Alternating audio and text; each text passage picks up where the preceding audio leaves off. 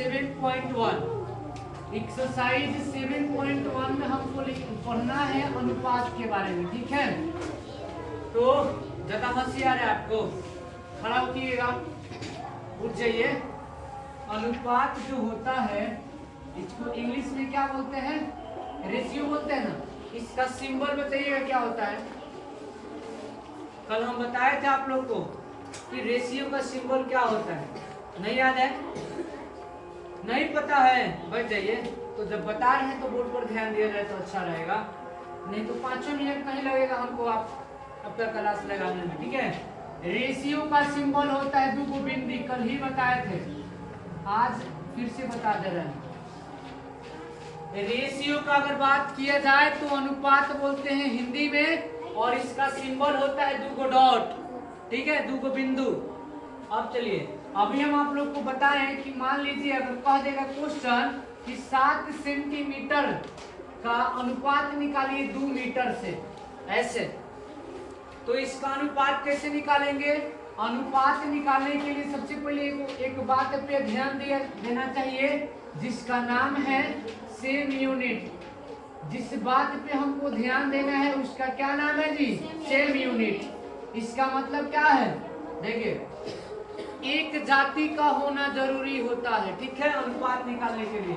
अगर यहाँ 7 सेंटीमीटर है और 2 मतलब बटा 2 मीटर, तो देखिए है सेंटीमीटर में है मीटर में है, दोनों अलग अलग है कि नहीं।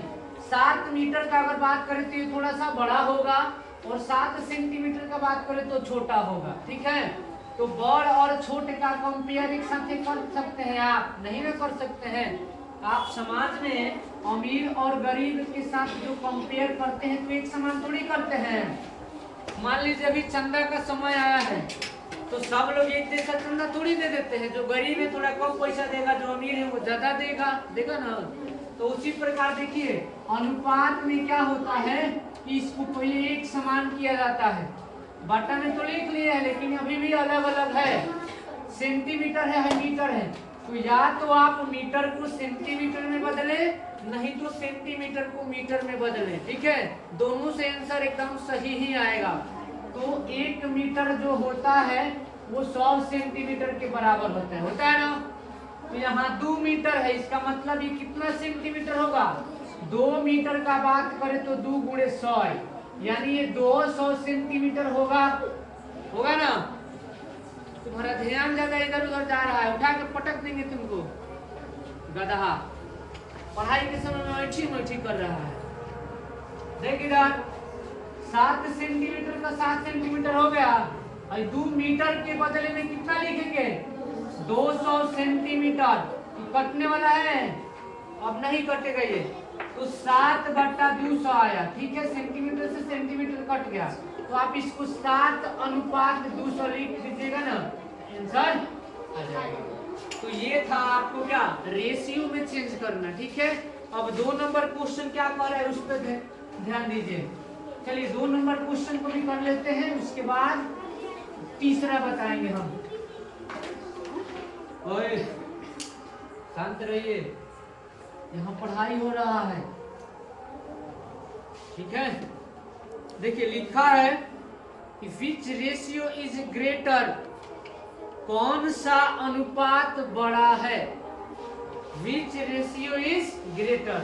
तो सबसे पहले दिया है 2 अनुपात 5, तो इसको आप 2 बटा 5 लिख सकते हैं।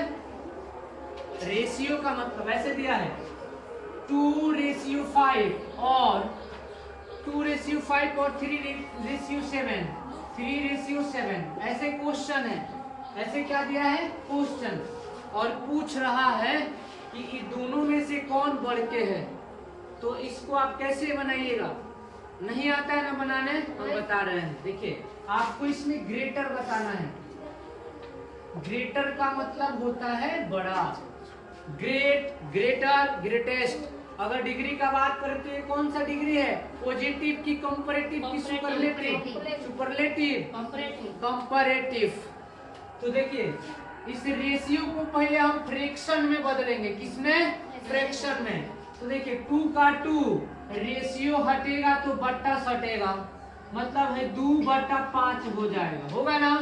और लिख लीजिए और 3 बट्टा क्या हो जाएगा 7। बाबू जब भी आपको बाटा में क्वेश्चन मिले और आपको ये पता लगाना हो कि कौन बड़ा है और कौन छोटा है, तो सबसे पहले हम लोग क्या करते हैं, इसका नीचे वाला जो होता है ना डिनोमिनेटर, उसका एलसीएम निकालते हैं। क्या निकालेंगे?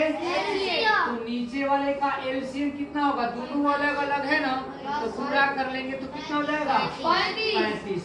आप देखिए क्या करना है, 2/5 लिखिए और गुणा करिए 35 के साथ, फिर और लिखिए, फिर 3/7 लिखिए, फिर 35 लिख लीजिए। ठीक है, 5 से कितना बार में कटेगा, और 7 से ये 7 दूना कितना होता है 14, और 5 तिहाई 15। बड़ा कौन है? तो देखिएगा 14 जो है ये छोटा है और 15 इससे बड़ा है, तो 15 इज ग्रेटर देन 14। अब ये जो 15 है ये किस रेशियो का मान है, 3:7, 3:7। तो लिखेंगे क्या कि 2:5 इज लेस देन 3:7, या 3:7 इज ग्रेटर देन 2:5। जाना का और है दोनों मुंह रहेला बढ़ के होला, तो बड़ा और छोटा का पता लगा सकते हैं आप इस विधि से। किसी को कोई दिक्कत? आप लोगों को अगर आपसे ऐसे क्वेश्चन पूछा जाए तो आप एकदम शांति पूर्वक इस क्वेश्चन को सही ढंग से बना लीजिएगा। ठीक है, अब इसको उतार लीजिए, इसके बाद दूसरा क्वेश्चन बताएंगे।